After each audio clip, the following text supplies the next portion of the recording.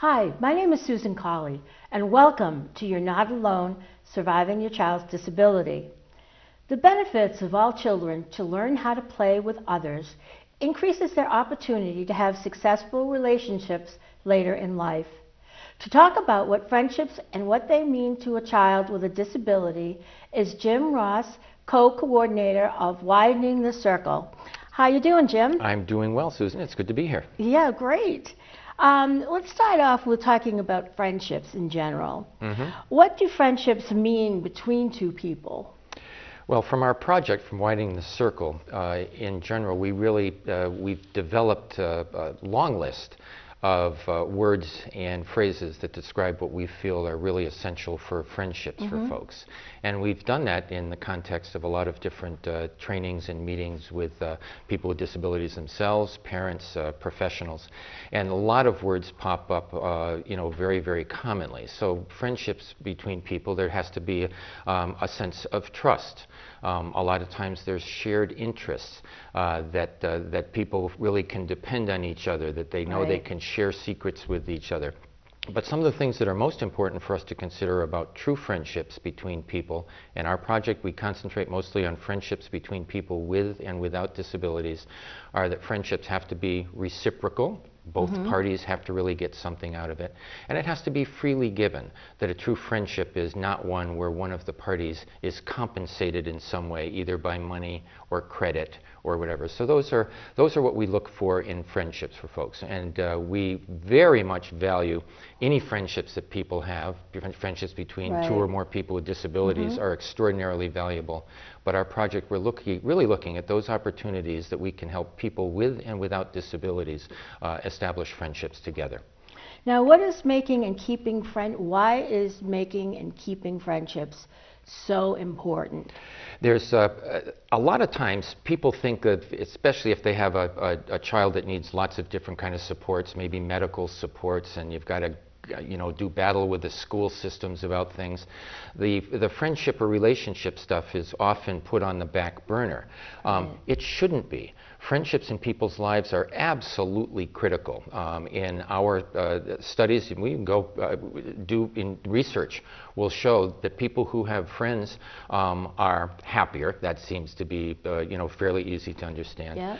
People with friends are also healthier than people without who don't have friends. And emotional health and physical health, there's documentation all over the place, about the health implications of friendships. Those people without friends who might be depressed and lonely, it's a terrible kind of situation. And also people who have friends are safer than people who don't have friends. And for those of us like you, what do you mean by that? Well, for people like you and me who have children with disabilities, we worry sometimes, don't we, about their vulnerability. And many times people with disabilities are more vulnerable. But those people who have better connections in the community, who have more friends, they are less apt to be abused or neglected or in school bullied if they've got friends, highly valued friends who are also part of their social circle. So people are less apt to harm folks if they know that there's some other watchful eyes out.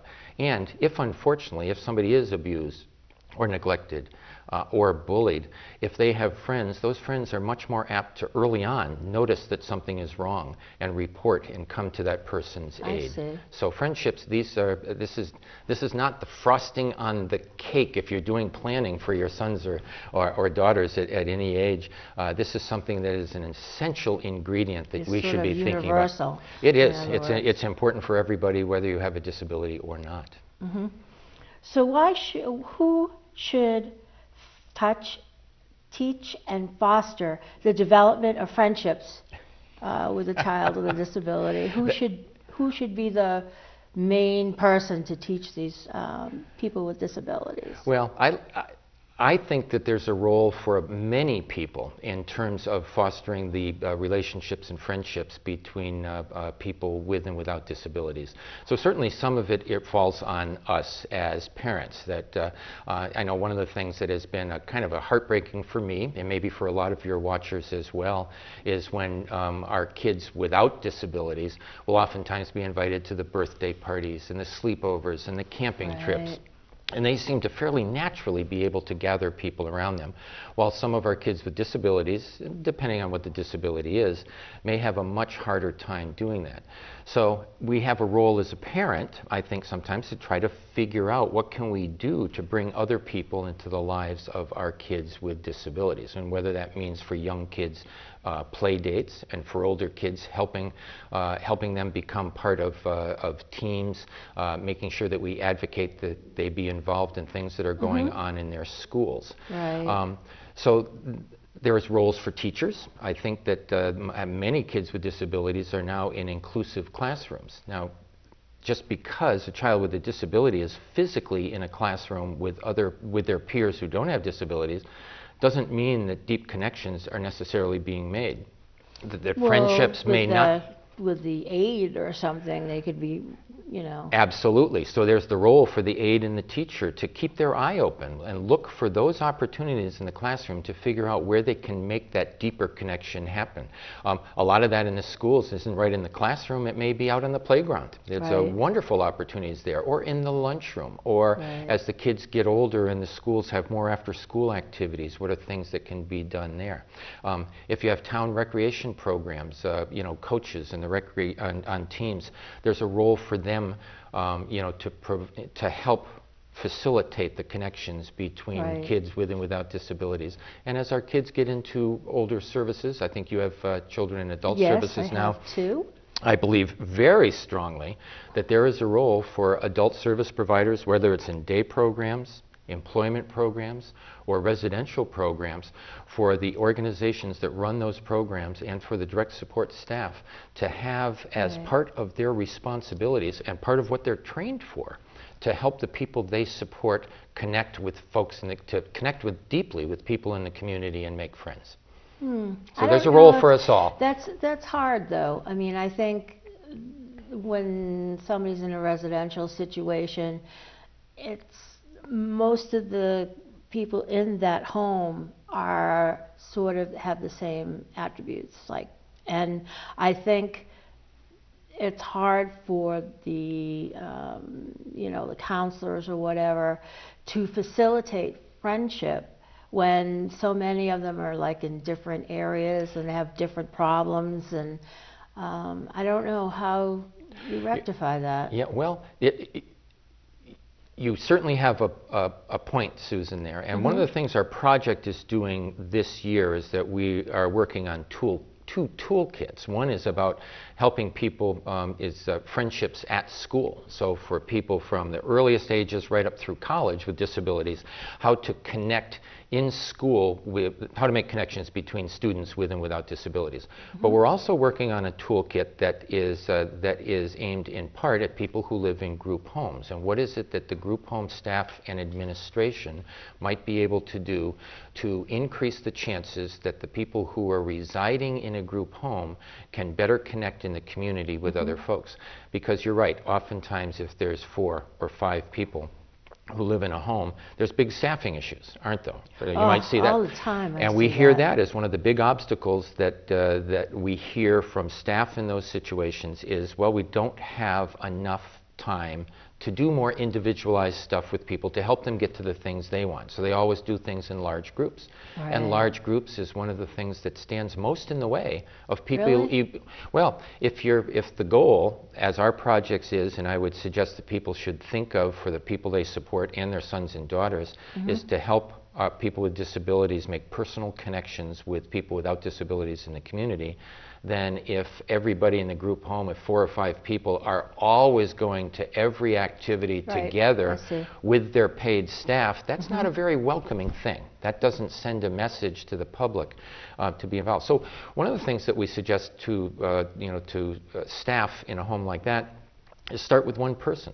If you can do something to try to get volunteers or do matchmaking, there's one of the approaches that's done, so that maybe one of the individuals in the home starts to have some connections and can go out and do things with somebody that's truly their friend or a volunteer, then that reduces another number of people that are at the group home that the staff have to be involved. So they might be able to think of doing things, if not one-to-one, maybe they can at least go out with just 2 people and get those people involved in some kind of activity that they are more interested in than if they have to go out as a larger group. But it is hard. And another thing that we should pay attention to is a lot of times when you take people who have similar disabilities, and if those disabilities, for instance, happen to include behaviors that are difficult to overcome in terms of helping them connect with other people, if they're not very social. When you have people with those same problems all living together, then a lot of times all that does is it increases those kinds of behaviors and makes things more difficult. Yeah, which is totally, I can totally see that. And so that makes, that's a harder nut to crack in terms of trying to figure out how to help them connect with community members. But I know Department of Developmental Services, for instance, and this isn't a perfect solution, but is really trying to help more and more people think of, maybe the first thought isn't to go into a group home, maybe it's something like shared living, where they might have, if it's done correctly, people might have more of a chance of having their individual social needs kind of looked at than it would be if they're living with 3 or 4 or 5 other people with disabilities. Like getting an apartment together or something, and then have somebody oversee it. Yes, there's lots of things. There's individual kind of support, so maybe 1 or 2 people don't actually need 24-hour supports. Maybe they can live in a situation so that they've got a little bit more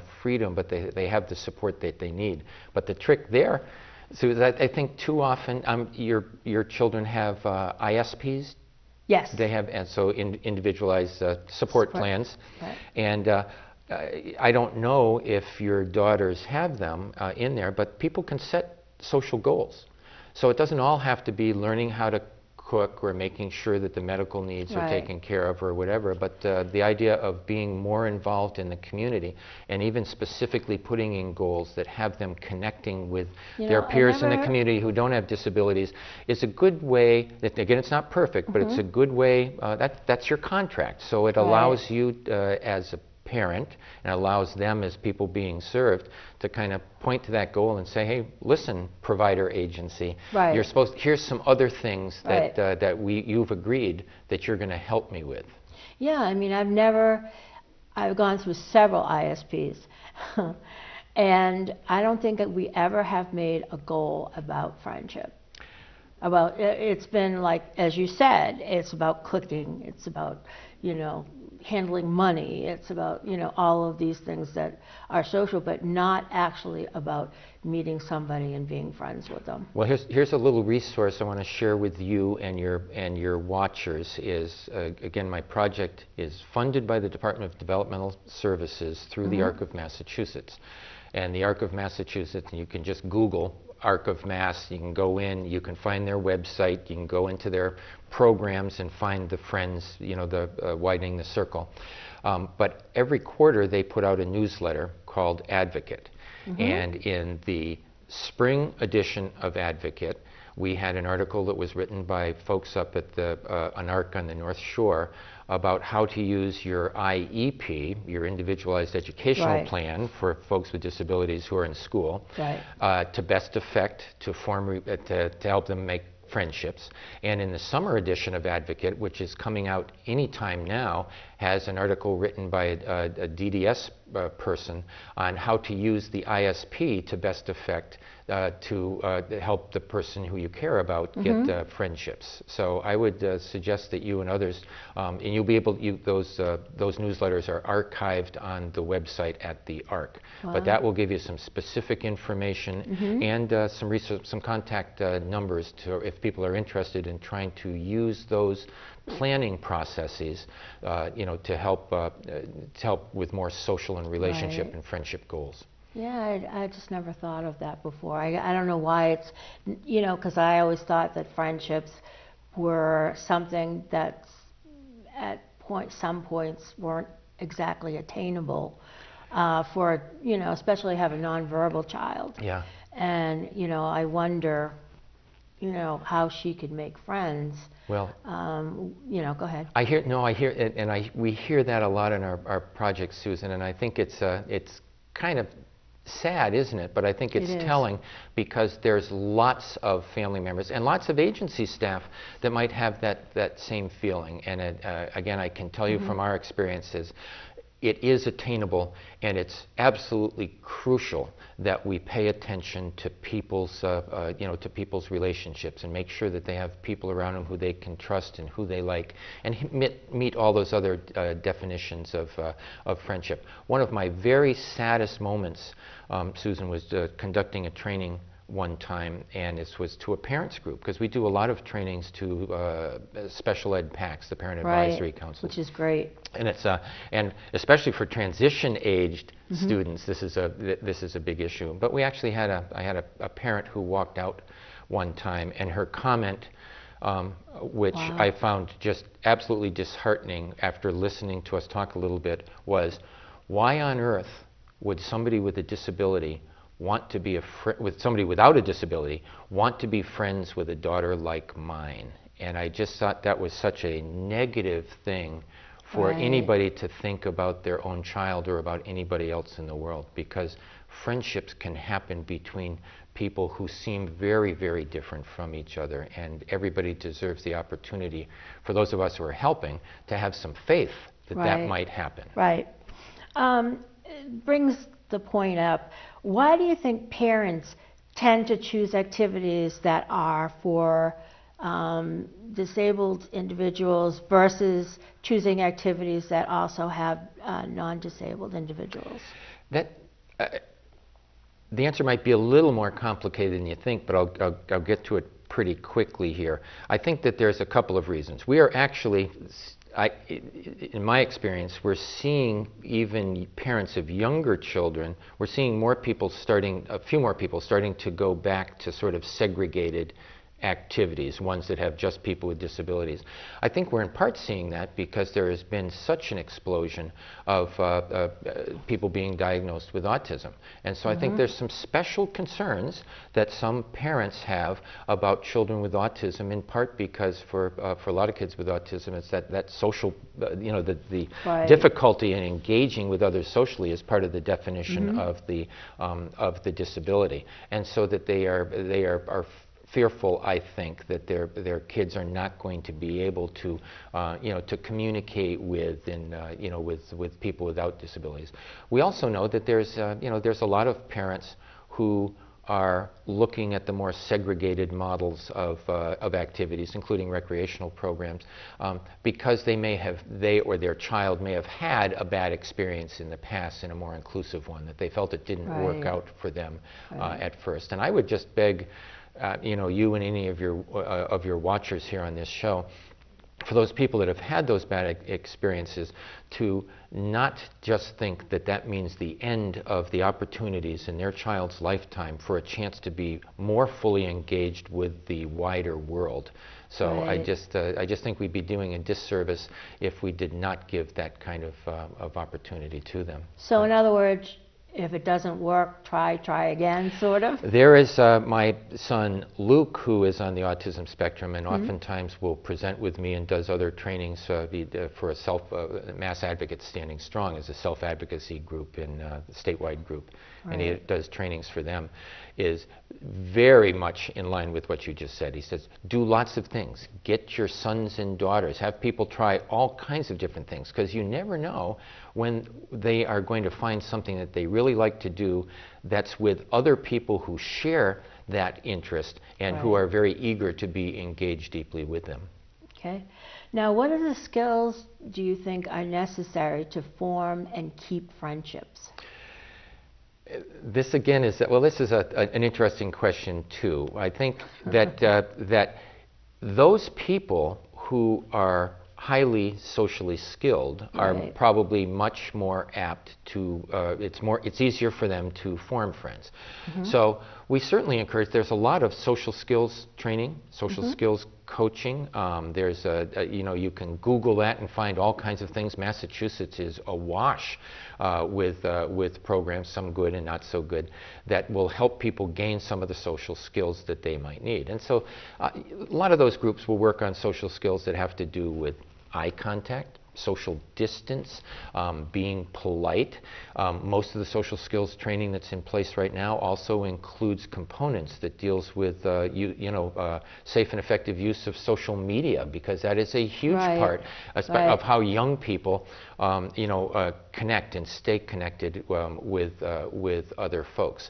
So I think that those are a lot of the skills that people might need. However, I think it would be the absolute wrong thing for us as parents, as teachers in Woburn High School, as staff members at Amigo, or any other human service agency in the state, for us to think that people with disabilities need to master social skills before they are provided the support that they need to engage with other people in meaningful ways, including friendships. Because let's be honest, some of my children, some of your children, some of the people that are served around the state are never going to master those. Their disability itself may just preclude them from being able to be adept socially. And those people, in fact, may be the most in need of having other people who like them and who they can trust. And even if they can't converse with them verbally, they still are be able to, to share their feelings in some ways. Well, what happens though if I have a nonverbal child, and what happens when the nonverbal child does not have the education to use like any of the social medias or anything? How can they form friendships? It's a lot easier if it starts younger, Susan, and this is, again, I'm sort of chided by my son Luke, who's on our advisory committee for this project, to dig down deeper, and we're actually doing some work with a school district down towards the Cape, and it's going to inform our Friends at School toolkit in terms of giving some tools to parents and to teachers for very young children, because if they're brought along, that can really help. But we have also found that there are connections that can be made even with people with very severe disabilities, including being nonverbal. So there are programs out there, for instance, that do matchmaking. Can I ask your daughter, who's nonverbal, what kind of things does she like to do? She likes to paint, she likes to color, she likes activities like that. She loves the outdoors, but she doesn't really like swimming so much. She used to, but... Well, one of the first things that can happen by a lot of the organizations that do this kind of matchmaking would do sort of an interest inventory. So make a list of all the kind of things that your daughter likes to do, and find out, are there volunteers in the community who may like to do those kinds of things too. We ran some, you said she's interested in sort of art stuff? Yeah. And when we provided a modest amount of funding to 6 agencies a couple of years ago to demonstrate, to do pilot projects, to demonstrate different approaches to bringing people with and without disabilities together. And one of them that would kind of reflect, I think, some of the interests your daughter had was one up in the Northeast at Coastal Connections. I don't know if it's an organization you're familiar with up here. No. And it was called Cultivating Friendships Through Horticulture. So in this one, they chose people with and without disabilities who had an interest in plants, and that interest is the kind of that interest bound the people together. And it's not just growing plants. It's interesting, and the same thing could be said of art or sports. But in the plants kind of thing here, if people have an interest in having a garden, well, there's places where people with and without disabilities can join community gardens. They can join a community, they can join a garden club together. They could work on a farm. They could build bat houses, because bats are a cultivator. If you are interested, a lot of people like to take photographs or paint pictures of flowers. That's another way people who share that interest can come together. So if art is an interest or the outdoors is an interest, we have part of our website is called A to Z Archery to Zumba. And if you go on that, we have for every letter of the alphabet, we have at least one site that you can click onto that will give you some information about an activity that people who with or without disabilities could share together. So we really want people to be thinking that all those things that you said your daughter likes to do, there's lots of people out in the world who also like to do that. And that's a way of bringing them together. And she doesn't have to be able to talk to be able to participate in that. Well, that's great. I'm going to have to try some of that. Please do.